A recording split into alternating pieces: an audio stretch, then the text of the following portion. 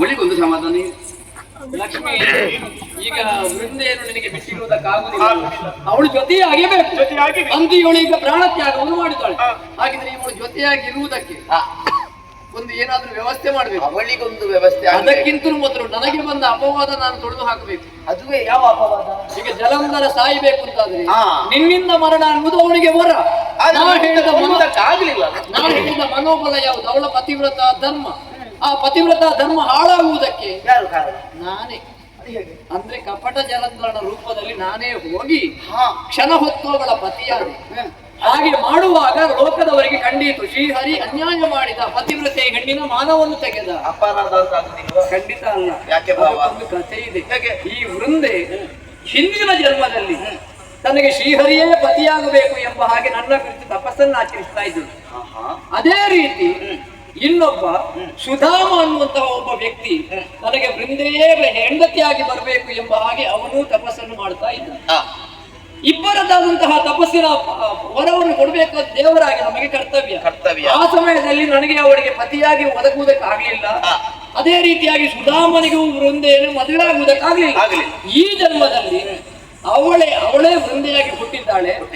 ಆ ಸುಧಾಮ ಅನ್ನುವಂತಹ ವ್ಯಕ್ತಿಯೇ ಜಲಂಧರ. ಅಂದ್ರೆ ನಿನ್ನ ಕಣ್ಣ ಆ ಉರಿಯ ದೃಷ್ಟಿಗೆ ಹುಟ್ಟಿದವ ಅದುವೇ ಸುಧಾಮ ಜಲಂಧರನಾಗಿ ಹುಟ್ಟಿದ್ದಾನೆ.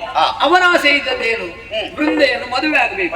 ಹಾಗಾಗಿ ಆ ವೃಂದೆ ಮತ್ತು ಜಲಂಧರನಿಗೆ ಮದುವೆ ಆಯಿತು. ಹೋದ ಜನ್ಮದಲ್ಲಿ ವೃಂದೆಯ ಆಶೆ ಏನು? ಶ್ರೀಹರಿಯೇ ಪತಿಯಾಗಬೇಕು. ಆ ಜನ್ಮದಲ್ಲಿ ಅವಳ ಆಶೆಯನ್ನು ಪೂರೈಸುವುದಕ್ಕಾಗಲಿಲ್ಲ.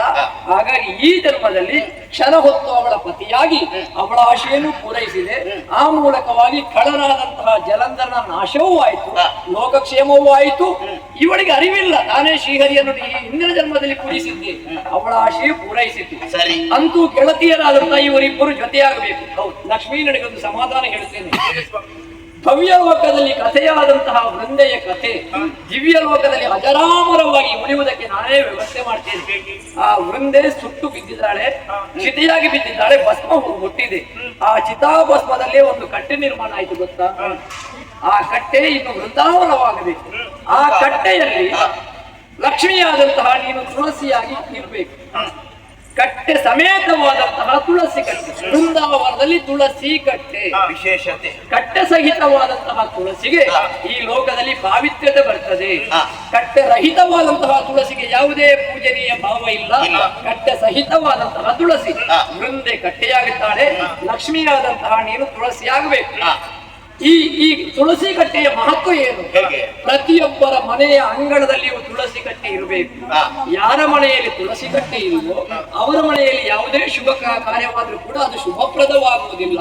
ಮಾತ್ರ ಅಲ್ಲ, ಕಾರ್ತಿಕ ಶುದ್ಧ ಉತ್ಥಾನ ದ್ವಾದಶಿ, ದೇವೋತ್ಥಾನ ದ್ವಾದಶಿಯ ದಿವಸ ಆ ತುಳಸಿ ಕಟ್ಟೆಯಲ್ಲಿ ಬ್ರಹ್ಮ ವಿಷ್ಣು ಮಹೇಶ್ವರರಾದಂತಹ ನಾವು ಇದ್ದುಕೊಂಡು ಜೊತೆಯಲ್ಲಿ ಹಾರುವುದಕ್ಕಾಗಿ ಬಂದಂತಹ ಇಂದ್ರಾದಿ ದಿಕ್ಪಾದಿಗಳು 33 ಕೋಟಿ ದೇವತೆಗಳು ಆ ತುಳಸಿ ಗಿಡದಲ್ಲಿ ನಾವು ನೆಲೆಯಾಗಿದ್ದೇವೆ, ಯಾವಾಗಲೂ ಇರ್ತೇವೆ. ಅದರಲ್ಲಿ ಉತ್ಥಾನ ದ್ವಾದಶಿಯ ದಿವಸ ವಿಶೇಷವಾಗಿದೆ. ಆ ಉತ್ಥಾನ ದ್ವಾದಶಿಯ ದಿವಸ ಯಾರು ಭಕ್ತಿ ಭಾವದಿಂದ ಕಟ್ಟಸಹಿತವಾದಂತಹ ತುಳಸಿಯನ್ನು ಅಂದ್ರೆ ತುಳಸಿ ಕಟ್ಟೆಯನ್ನು ತುಳಸಿಯನ್ನು ಪೂಜೆ ಮಾಡ್ತಾರೋ ಅಂತವರ ಮರಣ ಭಯ ಹೋಗುತ್ತದೆ. ಅವರದಾದಂತಹ ಪಾಪ ಕಳೆದು ಹೋಗಿ ಅವರ ಇಷ್ಟಾರ್ಥ ನೆರವೇರುತ್ತದೆ ಎಂಬಲ್ಲಿಗೆ ತುಳಸಿಯು ಕಟ್ಟೆಯು ವೃಂದೆಯು ಲಕ್ಷ್ಮಿಯು ಜೊತೆಯಾಗಿರುವುದಕ್ಕೆ ನಮಗೊಂದು ಅನುಕೂಲವಾಯಿತು.